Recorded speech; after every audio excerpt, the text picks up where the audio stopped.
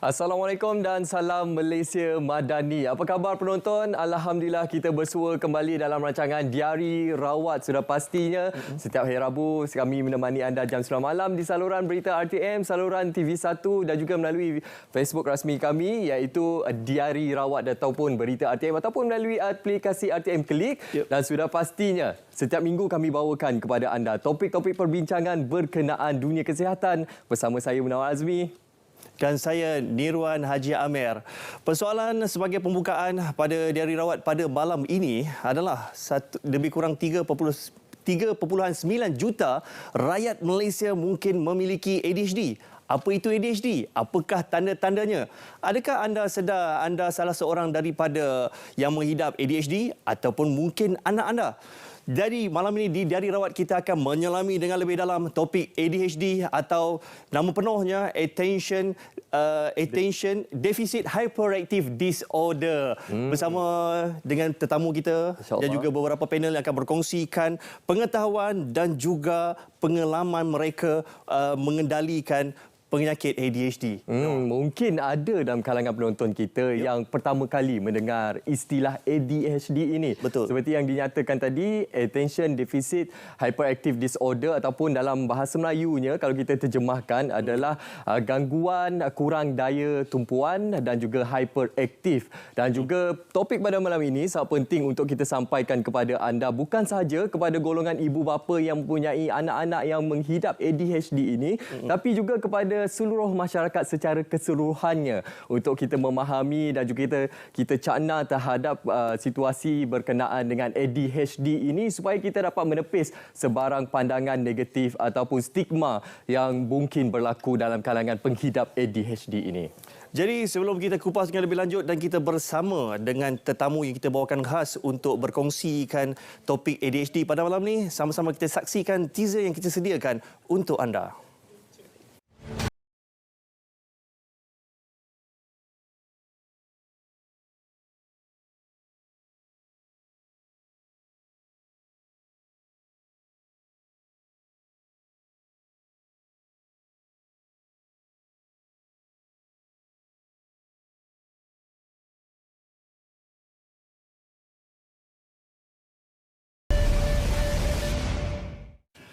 Baik penonton, itu pengenalan awal kita berkenaan dengan ADHD ini. Jadi kita ingin membawakan kepada anda pemahaman yang lebih mendalam berkenaan ADHD ini. Jadi kami bawakan tetamu iaitu pakar untuk kita berbicara dengan lebih lanjut berkenaan perkara ini. Iaitu kita perkenalkan Dr. Norharlina Bahar yang merupakan pakar perunding psikiatri kanak-kanak dan remaja Al-Amindah Cyberjaya dan Prince Court Medical Center. Assalamualaikum Doktor. Waalaikumsalam warahmatullahi wabarakatuh. Jadi Doktor, terima kasih kerana bersama dengan Diari Rawat pada malam ini Doktor. Dan sebagai mukadimah dan juga sebagai pembukaan, ramai yang di luar sana mungkin kurang mengerti dan kurang memahami apa yang dimaksudkan dengan ADHD Doktor. Mungkin Doktor boleh kongsikan secara ringkas. ADHD itu singkatan Betul. daripada Attention Deficit ADHD, Hyperactive Disorder. Adakah ia dua perkataan yang digabungkan bersama? Dia dalam kategori ADHD ni dia ada banyak simptom lah. Dia punya simptom yang sebenarnya ada 3 kategori yang paling utama lah. Okey. Satu, hyperactive. Yang ni yang sangat sinonim. Kalau kita kata budak-budak hyperaktif, dia orang memang berpusing-pusing, memang banyak bergerak, hyperaktif. Tapi bukan setakat tu je. Yang tu satu. Yang kedua, tak boleh nak fokus lama. Kita panggil inattentive. Inattentive maksudnya tak boleh fokus jangka masa yang lama, dia akan mengelamun. Yang ni kategori ni lebih banyak kepada kanak-kanak yang perempuan lah, berbanding dengan lelaki banyak yang hyperaktif. Tapi yang ketiga, impulsif tu maksudnya berbuat sesuatu tanpa fikir apa yang akan berlaku lepas tu. Contohnya macam kalau saya nampak gula-gula seberang jalan, saya just cross je. Itu kita panggil panggil impulsif lah. Alright. Kalau saya tak suka, saya marah ke, saya akan tumbuk je muka siapa-siapa, kawan ke macam tu. Konsekuensi belakang cerita. Belakang cerita. Sebab Maksudnya dia bertindak sebelum berfikir. betul, dan macam driven by apa yang dia terlintas kat fikiran. So ada 3 kriteria lah yang ataupun 3 bahagian kalau kita cakap pasal ADHD ni. Tapi yang selalu kita jumpa presentation yang paling kerap di klinik ataupun yang berjumpa kita kan yang hyperactive dengan impulsif. So ni dua ni macam rapat lah. Dia bila dia hyperactive, dia impulsif. Tapi yang inattentif ni, yang kurang daya tumpuan ni, yang ni yang jarang-jarang dapatkan rawatan dan ataupun mereka ni tak dikenal pasti masa lagi awal. Jadi sangat penting untuk kita kenal pasti di peringkat Betul. awal. Bukan macam tajuk kita hari ni kan. ADHD bukan sekadar hyperactive. Betul. Dia akan presentation dia akan banyaklah gejala-gejala yang mungkin bukan setakat hyperactive je. Dan gejala ni pun akan berubah. Masa kecil lain. Okey. Bila remaja lain pula gejala dia, dan bila di dewasa pun presentasi dia tu lain. Maksudnya gejala tu makin dewasa makin teruk ataupun makin kurang? Tak semestinya. Dia berubah ikut umur. Sebab bila kita cakap pasal apa-apa pun masalah pembelajaran, dia disebabkan oleh kita punya otak lah. Kita punya otak yang masa kecil tu banyak ni je yang boleh dia buat kan. Makin lama bila kita makin membesar, otak kita akan lebih sophisticated. Dia lebih matang, ada banyak sel-sel yang boleh berhubung dan lebih cekap lah. Jadi bila otak tu berubah mengikut umur, ada juga banyak yang kanak-kanak yang ada ADHD ataupun ADD ni, dia akan boleh cope, dia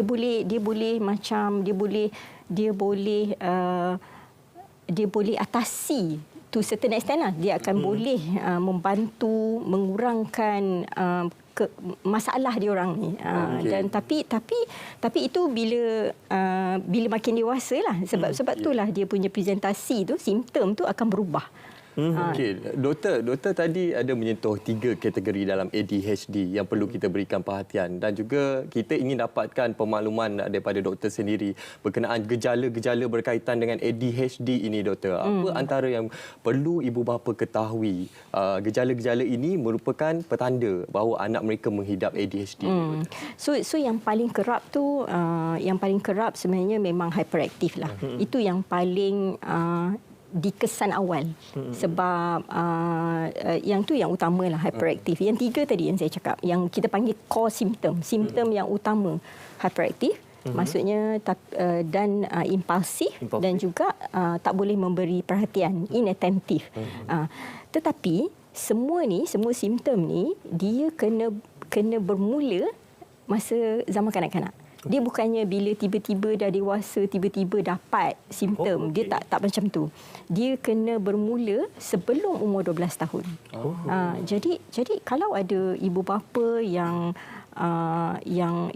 nampaklah anak dia lebih hyper banding dengan anak-anak yang umur yang sebaya, itu salah satu kita panggil flag simptom yang diorang kena ambil lebih tahu sikit, ambil perhatian, lebih tahu lebih dalam sikit. Simptom-simptom ni dia kena persisten tau. Persisten, dia kena sentiasa ada. Berterusan. Dan juga berlaku pada ada simptom tu di tempat yang berlainan, bukan setakat di rumah je ataupun di sekolah je ataupun tempat baru je. Biasalah kan kanak-kanak bila dia pergi tempat baru, dia jadi excited kan, dia jadi tak tentu arah lah, jadi lebih hyper. Betul. Nampak pula playground yang best.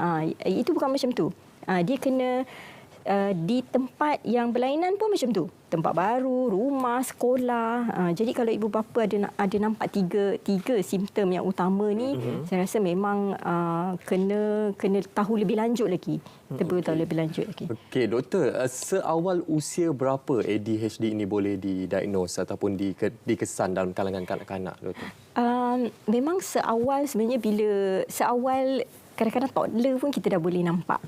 Toddler tu macam umur di bawah sebelum sekolah lah kan. Dalam umur 3-4 dah boleh nampak itu kalau simptom tu kita panggil severe.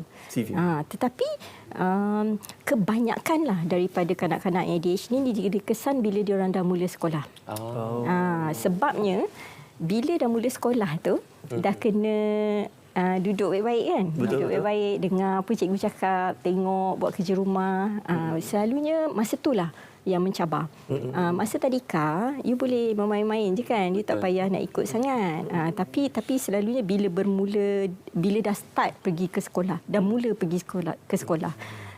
Yang tu yang paling nampak dikesan, yang banyak yang kita jumpalah. Tetapi selepas daripada pandemik ni lah kan, lagi memang lagi ramai, terutamanya remaja dan mereka yang dah dewasa sikit ni, baru perasan tau diorang ada sebenarnya simptom-simptom ADHD ni. Mungkin tak teruk, yang mild, yang sikit, yang ringan, dan diorang tak ada masalah yang lain. Sebab ADHD ni dia kadang-kadang bukan berlaku dia satu je. Dia boleh ada juga kita panggil comorbidity. Comorbidity ni masalah yang boleh berlaku bersama-sama ADHD. Contohnya autism, ataupun mereka ada kita panggil intellectual disability, dan ada masalah-masalah lain. Tapi tak semua hyperactive tu ada ADHD tau. Ada juga yang disebabkan masalah-masalah keluarga, ataupun keadaan energi budak tu kan. Dan keadaan di rumah tak berapa stabil dan konsisten. Contohnya asyik berpindah sekolah disebabkan macam-macam masalah lah. Benda-benda ni kita kena tengoklah. Tak semua yang hyperactive tu sebenarnya ADHD. Dan juga tak semua ADHD dia datang dengan hyperactive. So dia macam dua statement tu memang kita kena, kalau hyperactive je kita kena tahu apa sebab-sebab lain juga. Okey, itu pentingnya diagnosa yang dilaksanakan oleh pakar-pakar kita. Betul. Jadi doktor, mungkin ramai yang ingin tahu apa punca sebenarnya berlakunya ADHD terutamanya kepada kanak-kanak. Adakah disebabkan kecelaruan di dalam otak dia ke, ataupun mungkin faktor yang lain? Kita punya tingkah laku, cara kita bercakap, cara otak kita berfikir, memang asalnya organ yang responsible ni kita punya otak lah kan, brain kita. Jadi ADHD ni dia tak ada satu penyebab. Dia ada kita panggil banyak faktor. Banyak faktor. Tapi memang ada beberapa faktor yang ada evidence lah. Ada data ni. Salah satu yang paling utama adalah faktor genetik. Faktor genetik tu memainkan peranan utama yang saya kerap jumpa jugalah bila anak-anak yang datang ke klinik kan, tengok ayah dia pun ada juga macam simptom sikit, macam tu. So ada mungkin mild ataupun tak membawa kepada apa-apa kesusahan masa dia kecil dulu, tapi faktor genetik tu adalah faktor yang utamalah. Dan kedua, sebab utama dia sebenarnya wallahu alam lah. Dia tak ada satu sebab lah. Dia ada banyak faktor. Satu genetik, dan ada juga macam bila kita dilahirkan kan, ada trauma masa dilahirkan. Traumanya contohnya masa delivery tu jadi lama, ataupun tak cukup oksigen masa baby tu dilahirkan, ataupun masa ibu yang mengandung tu merokok, ataupun ambil alkohol, ataupun ada juga ibu yang mengandung yang ada tekanan darah yang tinggi. Jadi ada banyak faktor yang mempengaruhi lah. Jadi dia tak ada satu sebab utama, tapi dia banyak faktor yang menggabungkan tu. Faktor-faktor risiko. Faktor-faktor risiko. Okey, doktor, melihat kepada situasi di negara kita Malaysia, jadi bagaimana dari segi perkembangan statistik berkenaan dengan individu ataupun kanak-kanak yang mengidap ADHD, doktor? Kalau dalam Malaysia lah, statistik antara 1.6 ke 3.9%. Ini dalam populasi kita lah. Itu tinggi sebenarnya. Tapi kenapa dia data ni berubah-ubah? Disebabkan oleh kajian tu lain-lain kan, menggunakan data yang lain, menggunakan questionnaire yang lain. Jadi lebih kurang 3.5 ke 4 lah, lebih kurang macam tu. Puratanya dalam 3.5 lah, lebih kurang 3.5. Tadi sambung sikit. Tadi saya nak sebab salah satu penyebab utama juga bukan penyebab, dia faktor yang mempengaruhi adalah penggunaan skrin yang berlebihan bila dia masa umur younger childhood lah.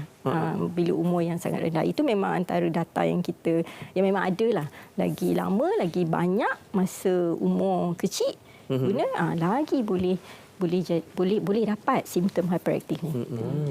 Okey, baik penonton, ini antara mukadimah yang kami bawakan kepada anda berkenaan dengan ADHD ini ataupun lebih dikenali sebagai attention deficit hyperactive disorder ini. Jadi kepada anda semua, mungkin ada dalam kalangan ibu bapa yang mempunyai anak-anak yang menghidap ADHD ini, anda boleh berkongsi pengalaman ataupun mencurahkan rasa anda bersama dengan kami dalam rancangan Diari Rawat ini. Sepastinya di Facebook rasmi kami Berita RTM dan juga Facebook Diari Rawat. Dan sekarang ini kita nak berehat seketika, tapi kembali selepas ini kita akan dapatkan pencerahan yang lebih mendalam lagi bersama dengan pakar kita dan juga Nirwan. Yang akan bersama dengan saya selepas ini adalah tetamu-tetamu yang seorang ayah yang mempunyai anak yang menghidap ADHD dan juga seorang dewasa yang menghidap ADHD. Sebelum itu, jangan ke mana-mana, kita akan berjumpa selepas ini di Diari Rawat.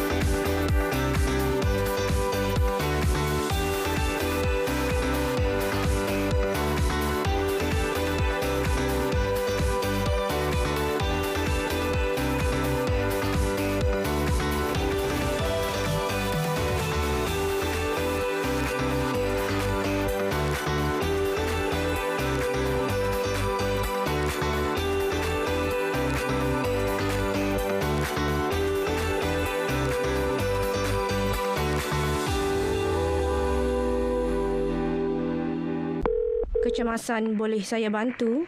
Encik, ada motor aksiden lah dekat sini, Encik. Langkah gajah kot. Encik, ada kebakaran lah di alamat 5 Jalan Tembikai Shah Alam. PGO dari FRT Shah Alam didapati tiada kebakaran berlaku di sini. Over.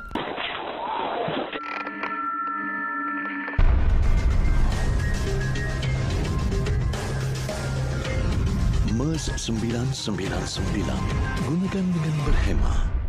Berikut adalah langkah-langkah persiapan sebelum banjir untuk 3 golongan berisiko tinggi. Untuk golongan wanita dan ibu hamil, sentiasa bersedia membawa perkara-perkara berikut: kad pemeriksaan mengandung, barangan keperluan peribadi sebagai contoh tuala wanita, barangan keperluan bayi atau anak dan bekalan ubat-ubatan.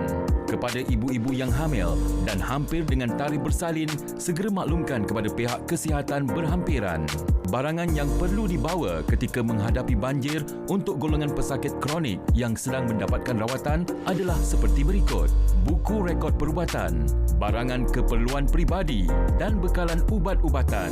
Manakala untuk ahli keluarga pesakit yang terlantar dan pesakit hemodialisis, anda dinasihatkan untuk memindahkan pesakit berkenaan terlebih dahulu dan menghubungi pejabat kesihatan berhampiran untuk khidmat nasihat selanjutnya. Pesanan ini dibawakan kepada anda daripada RTM. Malaysia antara 10 negara dengan kadar transplantasi terendah di dunia pada tahun 2021. Kini, anda boleh mendaftarkan diri sebagai penderma organ melalui MySejahtera. Jom daftar dan kemaskini sebagai pengikrar derma organ. Satu ikrar, sejuta harapan. Untuk maklumat lanjut, layari www.dermaorgan.gov.my.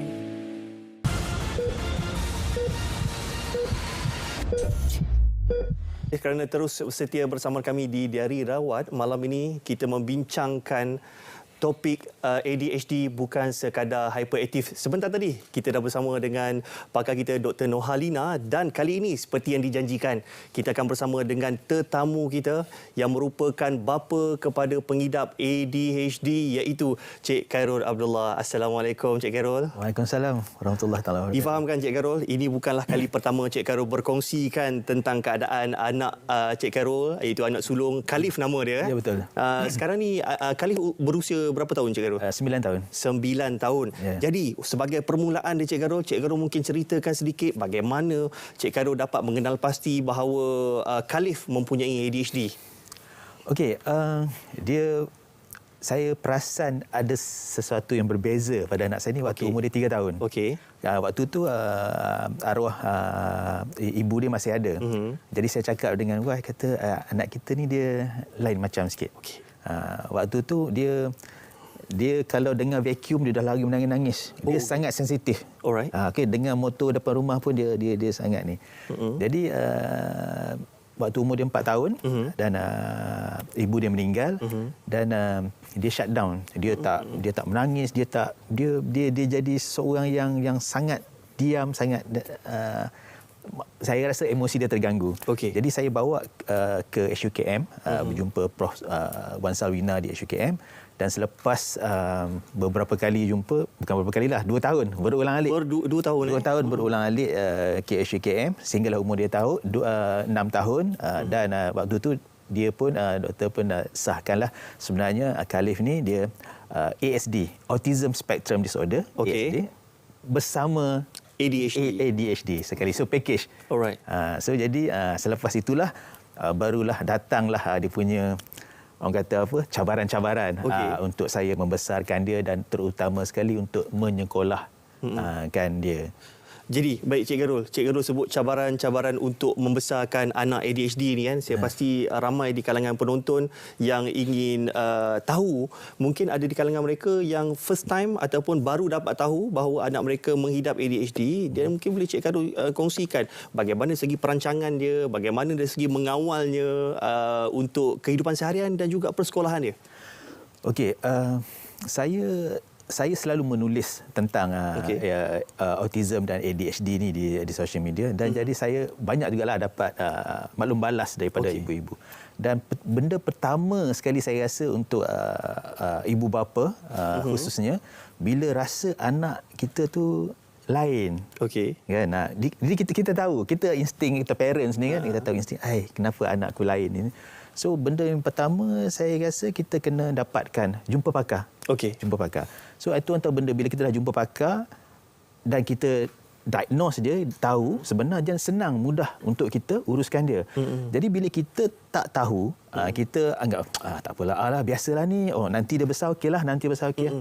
Dan kita tak bagi orang kata layanan ataupun kita tak bagi tunjuk ajar dan membesarkan dia dengan cara yang betul. Jadi saya ni alhamdulillah bila saya rasa sedar lain macam tu, bila dah didiagnose, saya pertama sekali saya syukur alhamdulillah sebab saya dah tahu anak saya macam ni. Jadi setiap kali sesi berjumpa doktor untuk terapi semua itu sebenarnya saya yang belajar. Okey, saya yang belajar macam mana nak uruskan dia. Perangai dia macam ni dia sebab apa?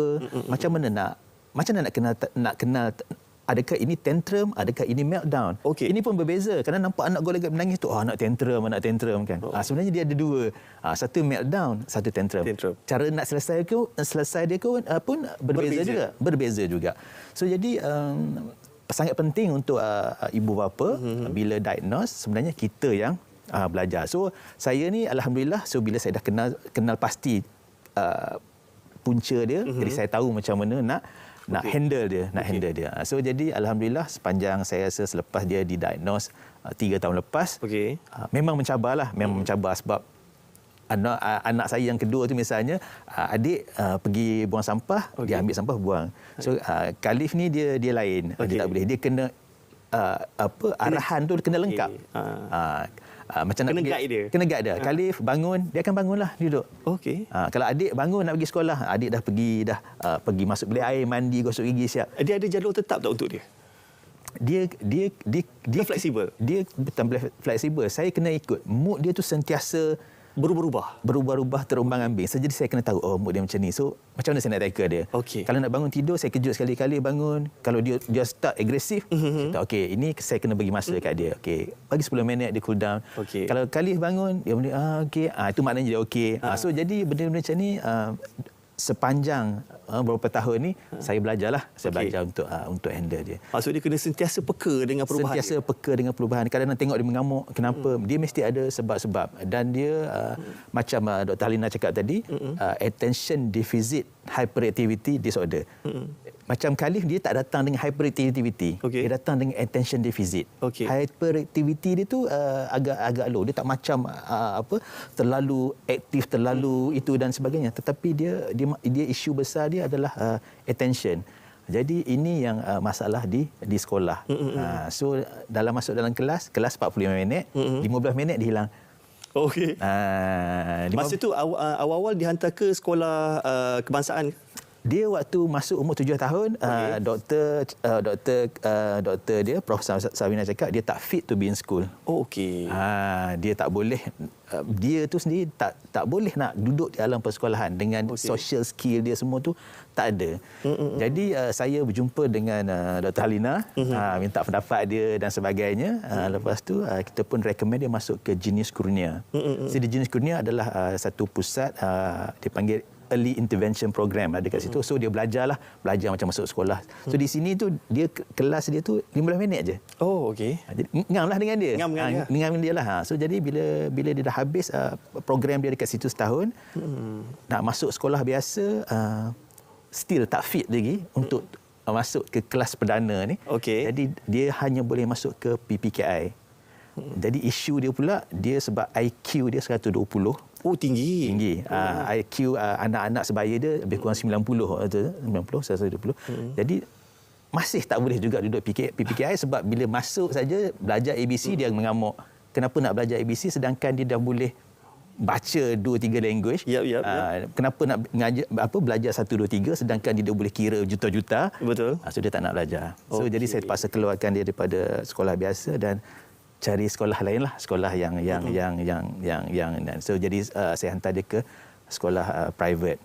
Namun isu dia tetap sama, dia tetap tak boleh belajar sebab fokus dia hanyalah 15 minit. Faham. So cikgu akan selalu call saya, kali hilang. Faham. Jadi baik Cik Carol, itu satu perkongsian yang mungkin akan dapat kita jadikan sebagai panduan.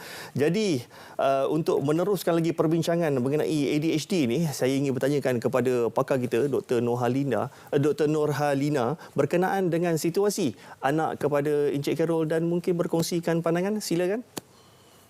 Okey, doktor. Tadi kita dah dengar perjalanan cerita, perkongsian pengalaman daripada Encik Khairul Abdullah. So, pastinya bagaimana doktor boleh memberikan gambaran, pemahaman kepada masyarakat di luar sana.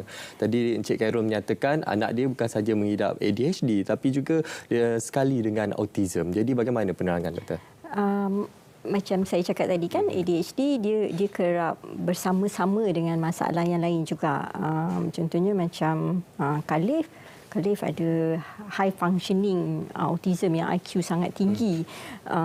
Kalau alhamdulillah Encik Khairul memang boleh detect awal, dan kalau tak didetect awal, selalunya kanak-kanak ni akan dilihat sebagai yang macam tak interested tau, macam tak nak belajar, tak berminat, nampak macam malas.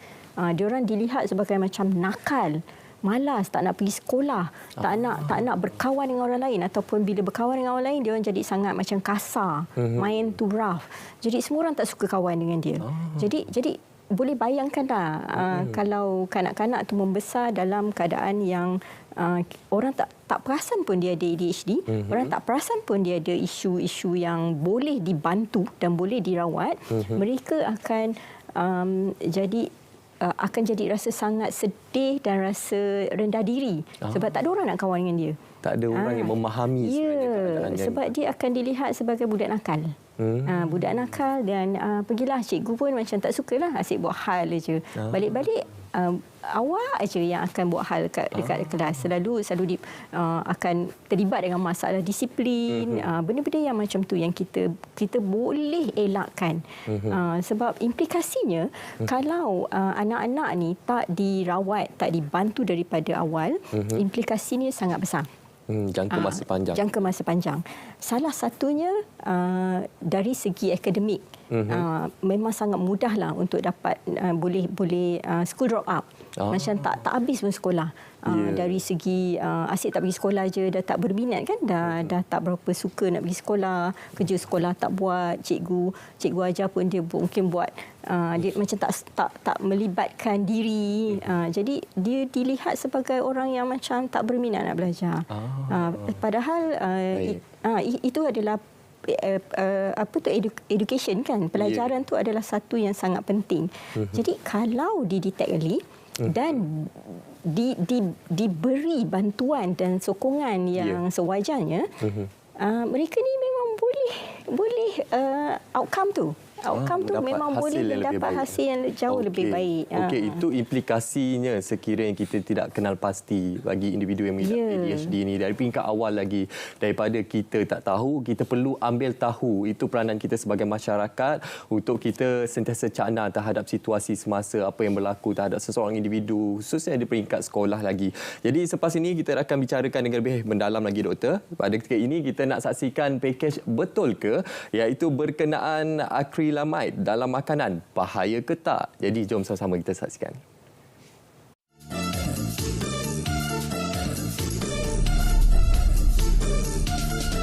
Anda tahu apa itu akrilamid?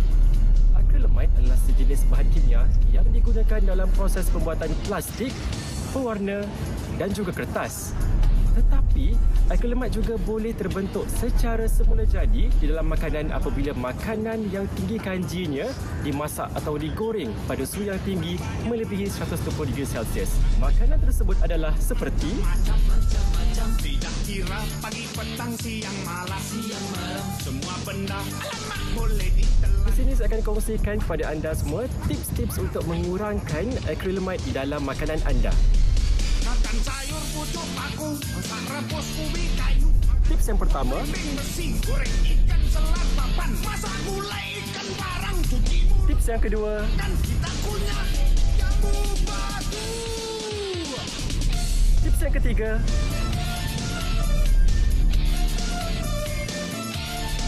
dan yang terakhir,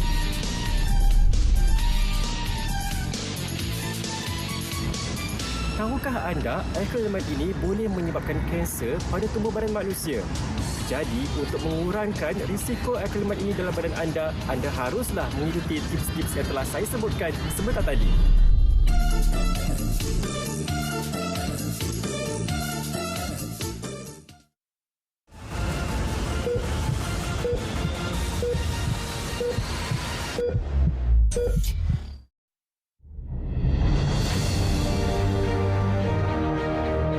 Salah satu daripada perkara utama ialah untuk memastikan keselamatan dari segi cyber, keselamatan data, memastikan bahawa rakyat dapat menikmati perkhidmatan telekomunikasi yang lebih baik untuk menyelesaikan masalah-masalah ini, kerana saya lihat ini adalah isu-isu yang sangat dekat di hati rakyat, ya, masalah internet dan sebagainya. Jadi harapan saya bagi Kementerian Komunikasi dan Digital, kita dapat berusaha untuk mengangkat cerita dan naratif yang dapat menyatu padukan rakyat, kerana inilah satu-satunya negara kita mesti jaga dengan baik, dan Malaysia ini adalah Malaysia kita dan kita mesti sama-sama bersatu padu untuk membangunkan negara kita, insya-Allah.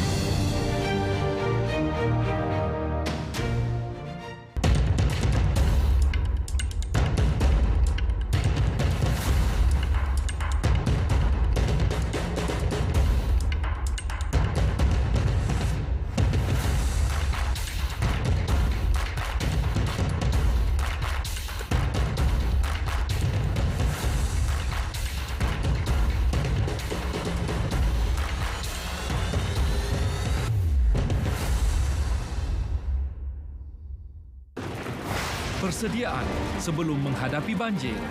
Peka terhadap amaran banjir. Simpan dokumen penting dan sediakan beg kecemasan. Bersedia untuk berpindah sekiranya diarahkan pihak berkuasa. Langkah-langkah dilakukan semasa banjir. Dapatkan maklumat situasi terkini daripada sumber yang sahih. Berpindah segera apabila diarahkan. Jangan sentuh mana-mana peranti elektrik dalam keadaan basah. Jangan cuba harungi air deras. Langkah-langkah dilakukan selepas banjir. Jangan hampiri talian elektrik yang putus atau jatuh. Elakkan memakan makanan yang terkena air banjir. Elakkan terdedah kepada air banjir supaya tidak dijangkiti penyakit berjangkit bawaan air. Pulang ke rumah hanya setelah situasi disahkan selamat.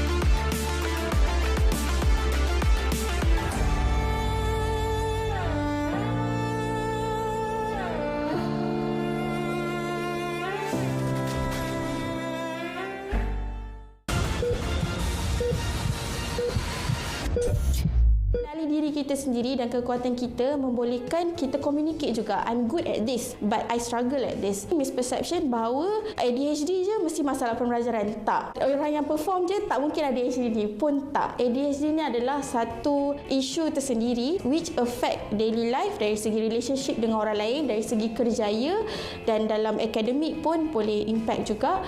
Tetapi dia tidak ada hubung kait dengan intelligence seseorang tu. Okey, kita dah saksikan klip daripada salah seorang penghidap ADHD. Sebentar saja lagi kita akan dapatkan perkongsian pengalaman daripada salah seorang penghidap ADHD kita iaitu Puan Izzat Zahid. Tapi terlebih dahulu kita nak dapatkan pencerahan daripada doktor. Kebiasaannya kalau kita bercakap mengenai ADHD ini ianya dikaitkan dengan golongan kanak-kanak. Namun mungkin juga kita perlu memberi penekanan untuk ADHD dalam kalangan orang dewasa. Jadi bagaimana jangkaannya doktor? ADHD di golongan kanak-kanak, selalunya mereka di kesan awal kalau ibu bapa cakna lah. Ibu bapa ambil berat dan cikgu pun boleh nampak simptom. Dan kalau simptom tu severe atau simptom tu banyak lah. Tapi yang simptom yang sangat mild ataupun sedikit kadang-kadang tak dikesan awal. Jadi dia dikesan akan bila dewasa ataupun bila dah remaja. So masa tu yang paling utama selalunya tak boleh bagi perhatian dan yang paling kerap sebenarnya tak boleh nak siapkan assignment lah. Tak boleh nak siapkan assignment dan kalau kehidupan tu jadi sangat serabut sebab diorang tak boleh nak organize. Katalah kita nak buat show pukul 9 kan. Nak sampai ke sini pukul 9 dia tak boleh organize pukul berapa kena keluar daripada rumah, kena berapa nak bersiap. Jadi kehidupan tu jadi agak kelang kabut. Jadi simptom akan berbeza bila kecil tu banyak yang hyperaktif. Hyperaktif ni bila makin dewasa tu simptom hyperaktif ni akan berkurangan. Dia akan kurang tapi yang paling banyak dikesan tu inattentif lah yang paling dan mereka juga dia tak hyperaktif lah, tak melompat sana sini tapi kita panggil fidget. Fidget tu tak duduk diam. Macam menggeliang-geliut macam ni lah, kejap macam ni, kejap macam tu, main pensel ataupun jadi very gelabah. Very gelabah. Ini simptom-simptom ni. Tapi kena ingat ADHD ni adalah satu kita panggil disorder kan. Disorder ni maksudnya dia dah mengganggu fungsi kita. Kalau kita masa tu kita student, kita dah tak boleh jalankan kita punya fungsi sebagai seorang student. Kalau kita bekerja, kita tak boleh jalankan fungsi kita sebagai seorang pekerja. Jadi selalu deadline tak boleh. Terlepas deadline jadi mengganggu hubungan antara kawan-kawan sekerja yang lain. Analogi yang paling senang lah kalau katalah orang ada ADHD ni yang ADHD saja yang dia tak ada simptom-simptom yang lain yang bersama tu, kalau diorang ni satu kereta dia ada power of the brain tu. Seolah-olah dia ada enjin Ferrari, tapi brake dengan steering Proton punya. So dia macam mismatch lah. Laju sangat, skidded sana, skidded sini, brake tak makan, terlanggar sini, terlanggar sana. Jadi ada banyak, yang tu analogi yang paling senang lah saya nak terangkan. Daripada analogi doktor berikan itu tadi, kita terus tanyakan kepada tetamu kita dan juga Nirwan di sana, apakah cabaran sebagai seorang pengidap ADHD? Silakan. Terima kasih Munawar, dan sekarang anda bersama dengan saya dan juga tetamu kita iaitu Puan Izzat Zaid. Kita terus ambil soalan daripada Munawar tadi, apakah cabaran sebagai ADHD dewasa? Silakan. Okey, untuk memberi sedikit konteks lah, kalau saya sendiri, simptom yang mungkin saya alami yang lebih adalah kesukaran mengawal impuls. Dan juga hyperactivity itu masih ada, tapi tidaklah saya rasa sesukar untuk mengawal impulsivity lah. Dan bila dewasa ni, saya mendapat diagnosis masih baru lagi, tahun 2021. Tapi sebelum tu adalah kesukaran yang saya alami, dan mungkin cabaran yang paling besar bagi saya adalah kesukaran untuk mengawal emosi. Dan ironi, sebab saya, background saya adalah clinical psychology, di mana saya dalam sesi, saya beritahu orang macam mana you nak manage emotion, apa semua. Tapi bila dalam kehidupan seharian tu, saya sedar, walaupun saya tahu apa yang boleh dilakukan, patut dilakukan, tapi kebanyakan waktu tu ibaratnya rasa macam you setiap kali feel emotion tu sangat intense, dan seolah-olah you kena tame satu binatang liar. Faham. Setiap kali. Jadi dia mengganggulah, mungkin efek dalam hubungan dengan orang lain, dan dengan dalam rumah tangga saya sendiri pun saya rasa suami saya sangat penyabar. Dia dapat menahan. Jadi saya rasa itu antara yang besarlah. Tapi yang lain macam kurang tumpuan masih ada, cuma saya ada cope. Cara-cara strategi yang saya gunalah untuk saya cope. Jadi Puan Izzat, dari segi maksudnya dekat sini difahamkan Puan Izzat didiagnoskan ketika masih lagi belajar. Ya. Macam mana Tuan Izzat cope belajar dan juga ADHD pada ketika itu? Okey, soalan menarik tu. Sebenarnya masa saya dapat tahu saya ada ADHD tu, saya tahu kalau sebelum ni orang banyak je bagi komen kalau describe tentang diri saya, saya ni sangat banyak energi, saya ni unik, saya apa lagi, banyak cakap waktu biasalah. Dan masa saya tengah melanjutkan pelajaran master dalam bidang clinical psychology, saya mempunyai kesukaran untuk handle frustration. Masa tu masa PKP, MCO. Jadi sebelum ni saya jenis saya aktif. Jadi saya banyak keluar main, berlari, bersukan. Jadi bila MCO tu coping ni dah tak ada. Dan saya perasan emosi bila saya sedang frust. Itu memang sebelum ni pun sama. Cuma saya masa MCO tu saya tak tahu macam mana saya nak channel frustration saya ni. Dah tak boleh melalui aktiviti kan. Jadi dia rasa bila saya frust tu, contohnya benda yang kecil, macam saya nak dapatkan buku tapi saya tak boleh nak keluar untuk pergi library. Saya dah frust, memang teruk lah. So ambil masa yang lama, kadang-kadang berjam-jam untuk saya reda, saya rasa okey balik.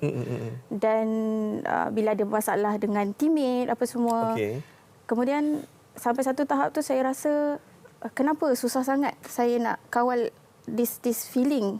Dan saya sepatutnya belajar. Tapi saya tak boleh. Bila saya frust, bila saya tengah rasa overwhelmed tu, nak buat apa pun saya rasa saya stuck. So dirasa macam incapable of doing anything. So bila macam tu, pertama sebenarnya saya pergi cari bantuan kaunselor lah. Tapi satu tindakan yang sangat bijak. Sebab saya rasa saya perlu space untuk meluahkan. Kalau tak, saya tak boleh langsung nak buat apa yang patut saya buat semasa belajar. Jadi dengan bantuan kaunselor, alhamdulillah manage to go through. Tapi yang menjadikan saya dapat tahu saya ada ADHD sebenarnya, saya bila saya start buat praktikum, jadi saya kena berjumpa dengan klien. Salah seorang klien saya tu datang dengan tujuan dia untuk buat penilaian ADHD dewasa. Baik. Secara random ke masa tu? Randomly assign lah. Jadi bila dia datang tu dan saya mula buat test, ada baca lebih banyak, tengok video, tengok try lah find out more about ADHD dewasa dan daripada penceritaan dia tu saya rasa ini macam saya. Dia punya background tu sounds very much macam saya lah bila saya membesar kan. Jadi daripada situlah saya mula syak. Betul ke saya ni ada ADHD? Tapi dari satu sudut positif, kita nak minta Puan Izzat kongsikan ada satu perkara yang menarik ketika study dulu kan. Mungkin masa nota-nota tu mungkin boleh tunjukkan dekat penonton kita. Okey. So mungkin saya boleh kongsikan sikitlah saya bawa ni. Jadi saya kesukaran untuk belajar tu ada. Okey. Boleh katakan daripada sekolah lagi memang saya ni kaki tidur lah. Okay. Saya duduk depan sekali, tapi memang depan sekali pun saya masih tetap tidur. Jadi masuk ke universiti pun sama, saya rasa kesukaran tu masih ada. Saya pun tak faham kenapa. Okay. Tapi untuk memberi tumpuan dalam kelas tu agak sukar. Cuma saya ada strategi yang saya gunalah sebab saya masih nak belajar lah. Saya masih sukakan apa saya belajar. Saya ambil course psikologi kan. So mungkin saya boleh tunjuk lah. So ini adalah salah satu cara lah di mana bila saya belajar tu saya cuba dapatkan maklumat tu melalui lukis, mewarna. Jadi instead of baca buku teks yang semua word-word kan, saya lebih banyak visualize apa yang saya belajar. Jadi visualization tu lah yang bantu bila saya jawab exam. Saya tak ingat pun apa yang tulis dalam buku teks. Saya ingat gambar yang saya lukis. Okey. Maksudnya melalui photographic memory. Nak kata fotografik, mungkin lebih pada visual kot. Visual, memori visual. Alright, terima kasih Puan Izzat. Jadi kita nak tanya kepada doktor. Doktor, adakah kepada ADHD dewasa ni perlu dalam sesi pembelajaran tu lebih kepada membuat dalam bentuk macam peta minda ataupun visualization macam ni? Silakan doktor. Kalau kena ingat salah satu simptom ADHD tu dia tak boleh fokus kan. Jadi diorang kena, kita panggil multitask, kena buat banyak benda dalam satu masa untuk diorang fokus apa yang dia kena buat. Jadi apa yang Puan Izzat buat tadi, dia kena dengar, dia kena gunakan banyak deria. Bukan setakat dengar, dia kena tengok dan dia kena lukis. So jadi multi sensory ni yang gunakan deria-deria ni adalah salah satu cara Puan Izzat untuk stay fokus dan barulah dia boleh jadi produktif. Dan saya pasti juga masa Puan Izzat buat tu sambil goyang kaki, sambil main pensel dan ataupun dengar lagu. So kena multitask in order to stay focus. Jadi bila mereka dah makin membesar, dah makin dewasa, benda tu lagi mudah untuk diorang buat. Tapi boleh bayangkanlah anak-anak kan darjah 1, darjah 2, diorang pun tak tahu apa masalah diorang ni. Jadi sangat pentinglah orang-orang di sekeliling tu yang membantu. Itu peranan orang-orang sekeliling sangat penting.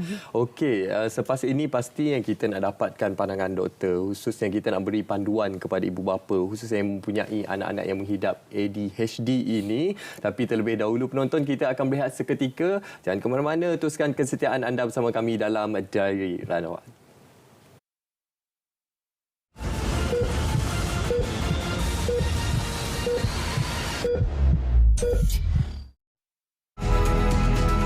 Kita dapat perbaiki keadaan ini dan meninggalkan ini sebagai episod dan pengalaman lama untuk catatan sejarah dan kita mulakan sejarah baru.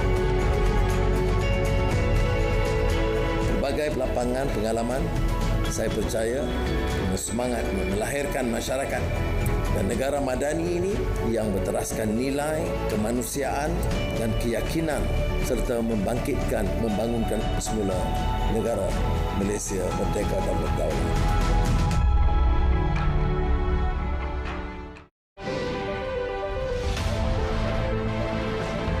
Himpunan peristiwa, kisah suka duka, konflik antarabangsa. Terkini kami rangkumkan secara komprehensif terus ke kaca TV anda. Saksikan berita dunia Isnin hingga Jumaat 11 malam di TV1 dan saluran berita RTM. Jemaah Menteri memutuskan Masalah kesihatan rakyat itu adalah hal yang utama. Soal pelancongan atau pertumbuhan ekonomi itu tidak boleh mengatasi kepentingan mengawal dan merawat rakyat, termasuk COVID-19. Soalnya, apakah langkah-langkah diambil sekarang? Maka kita harus pantau, termasukkan rakyat asing itu akan dikawal dengan lebih ketat lagi seperti mana menurut keperluan dan kepentingan kita.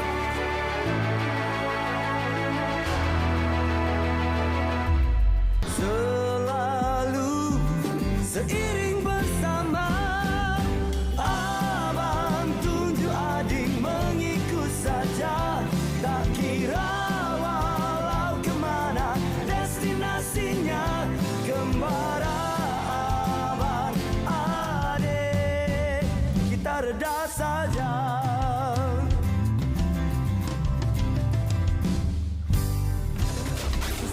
Biar sempurna. Persediaan awal menghadapi banjir.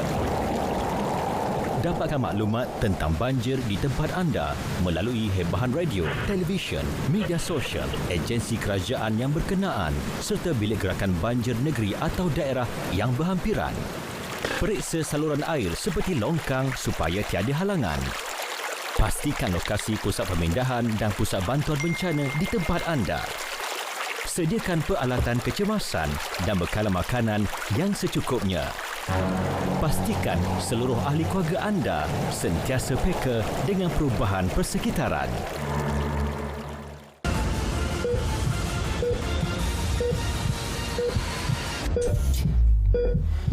Ya, penonton, terima kasih kerana masih lagi setia bersama kami dalam Diari Rawat. Kita dalam ruangan yang terakhir ini, sudah pastinya bila kita mendengar perkongsian pengalaman daripada Puan Izzat itu tadi memberi sedikit harapan dan juga inspirasi kepada ibu bapa di luar sana yang mempunyai anak yang menghidap ADHD ini. Jadi, doktor, sangat penting untuk kita war-warkan kepada masyarakat. Apa antara panduan terbaik untuk ibu bapa yang mempunyai anak-anak yang menghidap ADHD ini, doktor? Satu, ibu bapa saya rasa kena peka lah.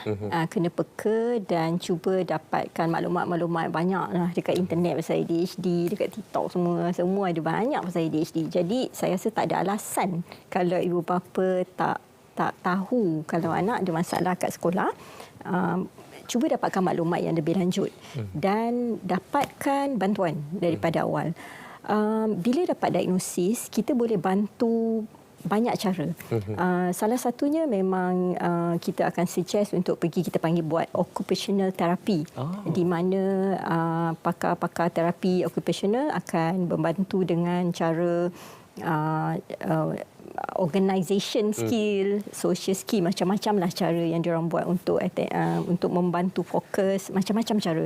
Itu mungkin terlalu panjang kalau kita nak ni kan. Itu kita panggil cara yang terapi lah secara amnya. Dan kita kena pastikan ibu bapa peka dan tahu apa nak buat. Macam mana nak bantu anak-anak di rumah.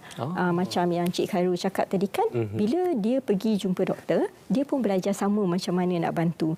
Salah satu benda yang saya tekankan adalah education ibu bapa mengenai ADHD tu. Kalau di rumah, katalah kita nak suruh anak tu buat kerja satu page panjang, memang tak boleh lah.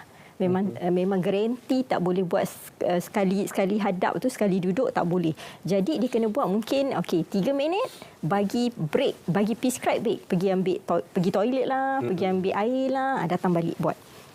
Datang balik buat. Kena cangkan, kena kerja tu kena jadi sikit-sikit. Kita perlu buat rutin harian untuk rutin harian tu sangat penting. Sebab itulah bila pandemik tak boleh pergi sekolah, sekejap sekolah, kejap tidak, sekolah online tu, jadi dia tak ada rutin. Masa itulah yang paling nampak lebih ramai kanak-kanak yang memerlukan bantuan dan ibu bapa baru perasan masa pandemik tu. Jadi rutin tu betul, sangat penting. Okey, doktor, cakap berkenaan terapi ni, ada juga saya difahamkan terapi yang menggunakan terapi fizikal mingguan, bulanan seperti contoh terapi berkuda, terapi berenang dan sebagainya. Adakah ianya membantu untuk meningkatkan kapasiti ataupun tahap seseorang? Apa aktiviti fizikal memang membantulah. Sebab yang tu macam yang Puan Izzat cakap tadi kan, dia kena multitask menggunakan deria-deria. Jadi yang tu kalau masa kecil memang mereka sendiri tak boleh buat sendiri. Jadi orang sekeliling kena membantu. Dan berbalik pada soalan tadi, apa lagi kita nak buat kan, macam kalau di rumah ibu bapa kena cuba externalizekan time. Kalau kita cakap okey awak buat ni lagi setengah jam ibu datang untuk cek. Jangan haraplah. Jadi kita kena buat dah lah, kena kurangkan lagi masa tu dan kita kena externalizekan time.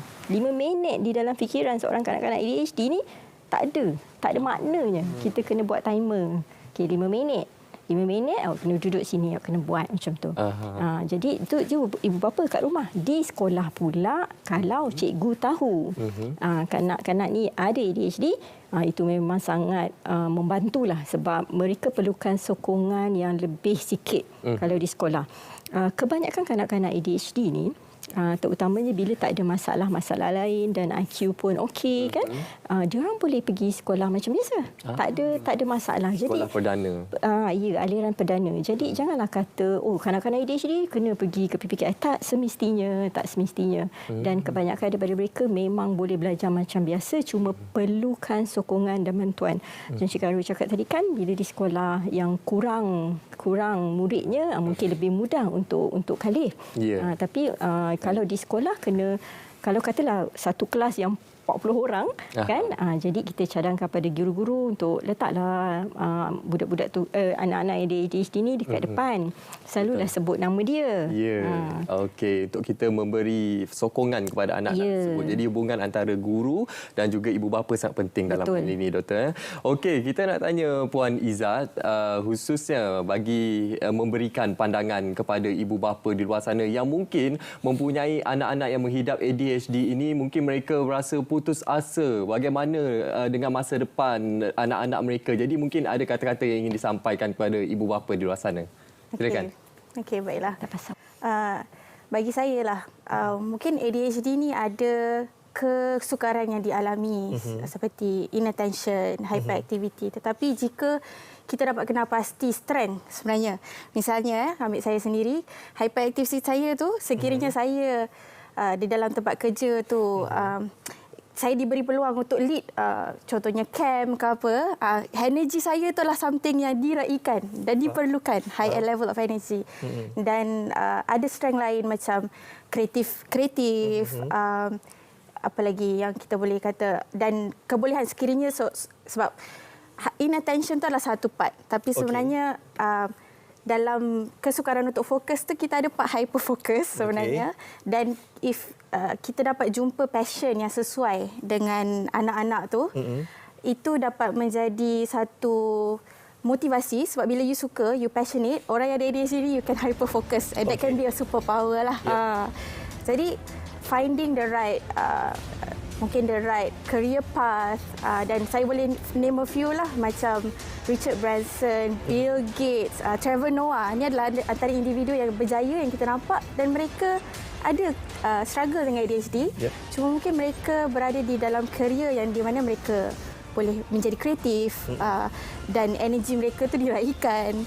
Jadi by knowing the right pathway, mungkin ADHD ni tidaklah dilihat sebagai hanya satu disability. Faham. Terima kasih. Apa-apa kita ucapkan terima kasih kepada tetamu kita yang hadir pada malam ni untuk memberi pencerahan dan juga perkongsian, Dr. Nurhalina dan juga Puan Izzat serta Encik Karol.